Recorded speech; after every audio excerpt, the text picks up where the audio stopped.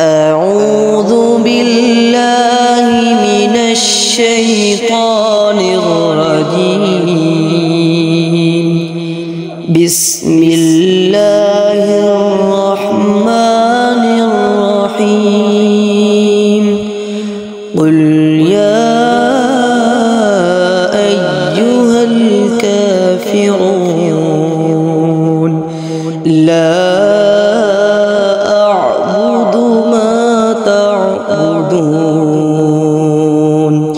ولا أنتم عابدون ما أعبد ولا أنا عابد ما عبدتم ولا أنتم عابدون ما أعبد لكم دينكم ولي دين.